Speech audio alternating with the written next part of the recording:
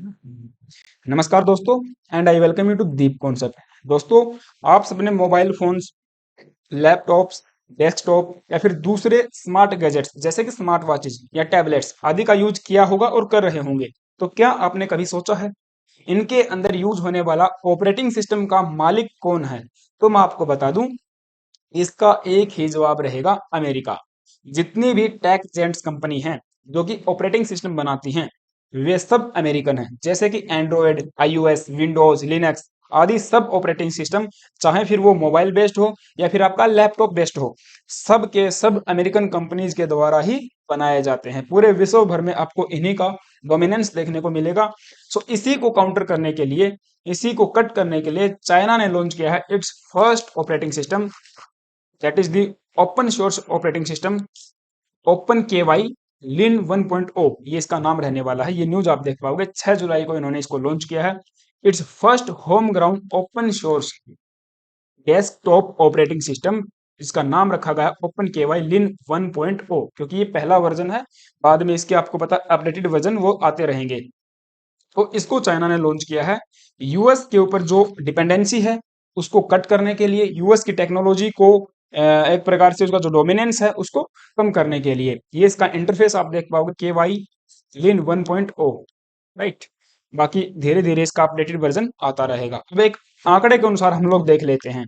देखिए, जितने भी हमारे स्मार्टफोन्स हैं या फिर उधर दूसरे जो पॉकेट साइज डिवाइसेस हैं, गैजेट्स हैं, उन सब के अंदर एंड्रॉयड का ही डोमिनेंस देखने को मिलता है, जिसका मार्केट शेयर 71% मैक्सिमम 71% आप लगा सकते हो, इतना मार्केट शेयर है एंड्रॉयड का। और एंड्रॉयड क्या है जी?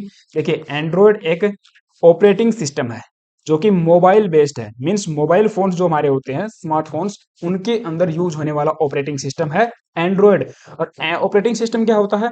ये आप ये लगा लीजिए, जो भी हमारे हार्डवेयर एंड सॉफ्टवेयर हैं उनके बीच में एक कड़ी का काम करता है, दोनों को जोड़ने का काम करता है, एक ऐसा सॉफ्टवेयर होता है, राइट। तो ऑपरेटिंग ऑपरेटिंग सिस्टम एक सॉफ्टवेयर ही होता है जो कि हार्डवेयर एंड सॉफ्टवेयर को जोड़ने का काम करता है। आत्मा भी हम इसकी कह सकते हैं। तो इसमें अगर आप देखोगे, एंड्रॉयड नाम का जो ऑपरेटिंग सिस्टम है उसका डोमिनेंस 71% है, जबकि एप्पल के आईओएस का 28% है। दोनों कंपनीज कहाँ की हैं? यूएसए बेस्ड हैं। तो यूएसए का ही डोमिनेंस हुआ। एप्पल की अगर हम बात करते हैं तो ये एप्पल का अगर आप देखोगे, आईओएस इनका खुद का है। एप्पल के जो फोन्स आते हैं आपको पता है उनके अंदर खुद का ही ऑपरेटिंग सिस्टम होता है। बाकी दूसरे जो कंपनी है, जो चाइनीज वगैरह कंपनी है या फिर दूसरी सैमसंग वगैरह, उन सब के अंदर एंड्रॉयड ही आपका देखने को मिलता है। नाउ दूसरा, अगर हम बात करें लैपटॉप बेस्ड की, तो उनके अंदर हमें माइक्रोसॉफ्ट की विंडोज ऑपरेटिंग सिस्टम का डोमिनेंस देखने को मिलता है, जो कि 69% पूरे वर्ल्ड वाइड बिखरा हुआ है। 69% मार्केट का इसका शेयर है। और एप्पल के मैक ओएस का 17% है, क्रोम ओएस का 3.2% हो जाएगा, और लिनक्स का हो जाएगा 2.9%, अप्रोक्सीमेटली 3% आप लगा सकते हो। तो एक प्रकार से हमने क्या देखा कि अगर जितने भी हमारे डेस्कटॉप या फिर लैपटॉप कंप्यूटर होते हैं उन सब के अंदर हमें विंडोज का ही डोमिनेंस देखने को मिलता है, और दूसरे नंबर पे आ जाता है फिर आपका एप्पल। क्योंकि अगर एप्पल का आपके पास लैपटॉप है या फिर एप्पल का सिस्टम आपके पास रखा हुआ है, तो फिर वो आपका 17% ये चीज देखने को मिलती है। तो देखिए, अब दो चीज इसके अंदर और समझ लेते हैं। अगर हम बात करते हैं विंडोज ऑपरेटिंग सिस्टम की, तो इसको यूज किया जाता है एज ए क्लाइंट कंप्यूटर के तौर पे। होम होम के अंदर यूज कर लेंगे, ऑफिस में या फिर पर्सनल यूज के अंदर, छोटी जो कंपनीज हैं या दूसरे जो व्यवसाय हैं उनके अंदर इसका यूज किया जाता है। लेकिन जब बात आती है डीपर एक्सप्लोरेशन की, या फिर हम बात करें जैसे कि एनर्जी सेक्टर की, स्पेस सेक्टर की, और क्वांटम कंप्यूटर्स की बात करते हैं, या फिर दूसरा जगह सुपर कंप्यूटर्स की बात करते हैं, तो उन सब के अंदर हम क्या करते हैं? लिनक्स ऑपरेटिंग सिस्टम का यूज करते हैं। तो इसलिए आपको उसका मार्केट जो शेयर है वो थोड़ा कम देखने को मिलेगा। लेकिन अगर आप देखोगे ना, जो ये 3% है, ये भी पूरे के पूरे जो जो मैंने सेक्टर्स बताए आपको, जैसे कि एनर्जी सेक्टर है, स्पेस सेक्टर है, या फिर सुपर कंप्यूटर वाला है, उन सब के अंदर डोमिनेंस आपको लिनक्स का ही देखने को मिलता है। और लिनक्स क्या है? एक ओपन सोर्स सॉफ्टवेयर है। मीन्स ओपन सोर्स की हम बात करते हैं तो आई एम श्योर कि आपको थोड़ा बहुत पता होगा ओपन सोर्स के बारे में। ओपन सोर्स सॉफ्टवेयर कौन से होते हैं? वे सॉफ्टवेयर जो कि डेवलप किए जाते हैं किसी कम्युनिटी के द्वारा, ठीक है। इनको किसी सिंगल जेंट कंपनी के द्वारा डोमिनेंस डोमिनेट नहीं किया जाता, बनाया नहीं जाता है। इसके अंदर पूरी कम्युनिटी इसको डेवलप करती है। बहुत सारी कंपनीज मिलकर इसके अंदर काम करती हैं। 100 से लेकर 200 या फिर 500 कंपनीज भी इसके अंदर शामिल हो सकती हैं, जो कि किसी एक ओपन सोर्स सॉफ्टवेयर को बनाती हैं। अब ये ओपन सोर्स सॉफ्टवेयर ऐसा होता है, anyone can use, anyone can run, anyone can study, modify and anyone can redistribute the source code. जो इसका सोर्स कोड होता है, क्योंकि आपको पता है किसी भी सॉफ्टवेयर को बनाने के लिए एक लैंग्वेज का यूज किया जाता है, और उस लैंग्वेज के अंदर हमको सोर्स कोड लिखना होता है। वो बहुत ही आपका साइंटिफिक मेथड होता है, वो उसके अंदर हम नहीं जाएंगे। तो ये जो सोर्स कोड है जिसके अंदर ये ऑपरेटिंग सिस्टम बनाया गया है, उसको कोई भी रीडिस्ट्रीब्यूट कर सकता है, मॉडिफाई कर सकता है। मॉडिफाई करके खुद का अगर हमने बना लिया एक और ऑपरेटिंग सिस्टम, उसको फिर रीसेल भी कर सकते हैं। तो ये इसकी थोड़ी सी खासियत होती है, कोई भी इसको यूज कर सकता है। मीन्स ओपन सोर्स है, फ्री ऑफ यूज है, फ्री टू यूज है, राइट। अब दूसरा दूसरा आप यहाँ पे एक और हमको देखने को मिलता है, क्लोज्ड वाला। क्लोज्ड सोर्स होता है। क्लोज्ड सोर्स में क्या होगा, ये फ्री टू यूज नहीं होते हैं, ये किसी एक कंपनी के द्वारा, किसी एक मालिक के द्वारा कंट्रोल किए जाते हैं, हैंडल किए जाते हैं, हेडेड किए जाते हैं। जैसे कि हम देखते हैं एमएस ऑफिस। एमएस ऑफिस का अगर आप देखोगे, इसका हमको लाइसेंस लेना पड़ता है यूज करने के लिए। ये फ्री टू यूज नहीं है, आप पहले इसका लाइसेंस लीजिए, फिर इसको यूज कीजिए, राइट। और इसी के अगर एवज में आप देखोगे ओपन सोर्स में, तो आपको open that is the office देखने को मिलेगा, ओपन ऑफिस। ये फ्री ऑफ कॉस्ट है, और लेकिन आपको एमएस ऑफिस है, वो आपका फ्री ऑफ कॉस्ट नहीं है। दूसरा आपको देखते हो फायरफॉक्स। अब देखिए फायरफॉक्स क्या है, एक वेब ब्राउजर है, राइट। तो वेब ब्राउजर है तो ओपन सोर्स तो है, लेकिन ये काउंटर किसका है, ये कंपटीटर आपको देखने को मिलेगा क्रोम का। गूगल जो क्रोम है उसका कंपटीटर है। इसके साथ साथ जो इंटरनेट एक्सप्लोरर है माइक्रोसॉफ्ट का, इसका भी कंपटीटर देखने को मिलता है। हालांकि क्रोम और ये जो इंटरनेट एक्सप्लोरर या फिर जो डक डक गो है, इंडेक्स है, ये सब वेब ब्राउजर तो हैं, लेकिन ये ओपन सोर्स हैं।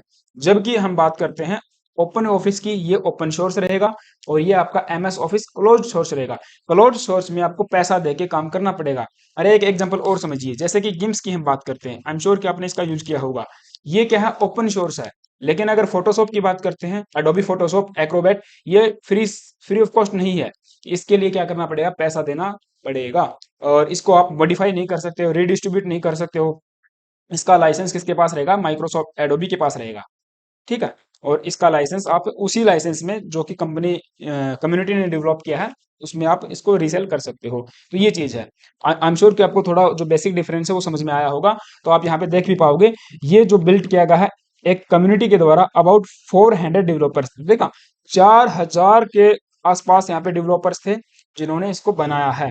और इसका यूज किया जाएगा स्पेस प्रोग्राम के लिए एंड इंडस्ट्रीज में, such as finance and energy. तो अभी के लिए आप देखोगे बड़े सेक्टर में इसका यूज किया जाएगा, जो चाइना के द्वारा बनाया गया है।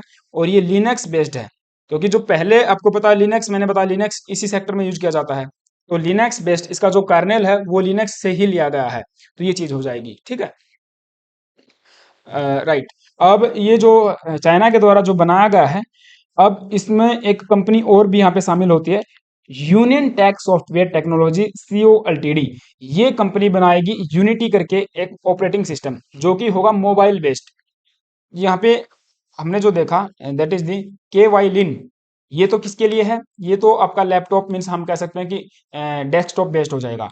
जबकि यूनिटी किसके लिए होगा, यूनिटी होगा मोबाइल बेस्ड। तो मोबाइल के लिए भी चाइना अपना खुद का ऑपरेटिंग सिस्टम बनाने के लिए रेडी है। इसके ऊपर भी इनका काम चल रहा है। हालांकि इसका प्रोटोटाइप इन्होंने 2001 के अंदर लॉन्च किया था, तो वो अभी के लिए इसके ऊपर काम चल, सॉरी 2011 के अंदर इन्होंने लॉन्च किया था, ठीक है।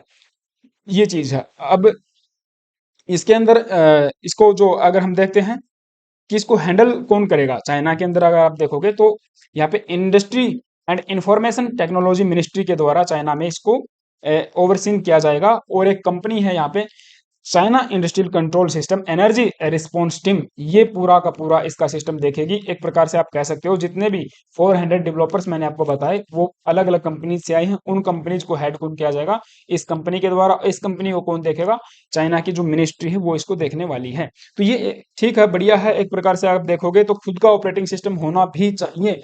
तो यूएस का जो डोमिनेंस है उसको काउंटर करने के लिए ये चाइना का बहुत ही सराहनीय कदम मैं कह सकता हूं। अब इसी कड़ी में आपको पता है इंडिया ने भी हमारा खुद का mobile based operating system launch किया था, दैट इज दी भार ओएस, राइट। तो ये हमारा खुद का ऑपरेटिंग सिस्टम है। अब हमारे लिए थोड़ा सा इसमें समस्या क्या है कि आप अगर देखोगे ना, एक एक तो सबसे बड़ी समस्या आती है एक्सेप्टेंस की। पहली बात तो इंडिया के अंदर हम हमको पता है बॉस भी हमने लॉन्च किया था, तो उसका भी अभी तक पूरा कंप्लीट हम यूज नहीं कर पाए हैं, या फिर उसको इम्प्लीमेंट अच्छे ढंग से नहीं कर पाए हैं। उसका रीजन क्या है? एक तो हम उसको एक्सेप्ट नहीं कर पाते हैं जल्दी से, क्योंकि हम लोग आसानी से विंडो हम लोग यूज करते हैं, सबको पता है। तो दूसरा कोई ऑपरेटिंग सिस्टम आएगा, नई चीज आएगी, तो उसको यूज करने में भी थोड़ी सी परेशानी होती है। ये चीज है। दूसरा आप देखोगे तो उसके अंदर टेक्नोलॉजी की जरूरत पड़ेगी। हार्डवेयर जो हमारे पास हम लोग यूज करते हैं वो ऐसा है कि विंडोज ही उसमें रन होती है, ठीक है, या फिर मैक का है तो फिर उसमें वो एप्पल वाली चीज होगी। लेकिन अगर हमने बनाया है हमारा वाला बोस है, right, Bharat operating solution system solution, ये है, तो इसमें आप क्या करोगे? आपको थोड़ा बहुत जो इंफ्रास्ट्रक्चर है उसके अंदर भी चेंजमेंट करना पड़ेगा। तो ये चीज हो जाएगी, ये सबसे बड़ी समस्या है। और काफी और समस्याएं हमारे सामने आती हैं, हालांकि धीरे धीरे हम इस चीज को इम्प्लीमेंट कर देंगे। और ये जो भार ओएस है, ये भी अगर आप देखोगे ना, तो एक ऐसा सिस्टम हमारे पास होना चाहिए जो जितने भी दूसरी पॉपुलर एप्लीकेशंस हैं उनका उनको मतलब एक प्रकार से सपोर्ट करने वाला हो। क्योंकि आपको पता है इंस्टाग्राम हर कोई चलाता है, इंस्टाग्राम होना चाहिए, व्हाट्सअप, फेसबुक, या फिर दूसरी एप्लीकेशंस जैसे कि वीएन वगैरह, ये सब जो है ना सपोर्ट करनी चाहिए बाहर ओएस के द्वारा, तभी हम लोग इसको इंस्टॉल करेंगे या फिर हमारे जो आने वाले मोबाइल फोन हैं उनके अंदर एक्सेप्ट कर पाएंगे। तो ये थोड़ा बहुत आप समझ गए होंगे मेरे हिसाब से। तो ये एनालिसिस था, राइट। आपका इसके ऊपर क्या विचार है? भारत को और भी इसके ऊपर क्या कदम उठाने चाहिए? जैसे कि अगर हम लैपटॉप बेस्ड की बात करते हैं तो उसके अंदर क्या कुछ नया इनोवेशन करना चाहिए? जैसे भार ओएस की बात करते हैं, इसके अंदर क्या कुछ डिफरेंस लेके आने चाहिए? क्या इसके अंदर कुछ नया करना चाहिए? तो मुझे कमेंट बॉक्स में आप जरूर बता सकते हो। और ये चाइना का जो कदम था ये आपको कैसा लगा, ये भी मुझे बताना, राइट। तो तब तक के लिए thank you guys, have a nice day, stay tuned and stay with us. Channel पे अगर आप नए आए हो तो प्लीज एक सब्सक्राइब जरूर कर लेना।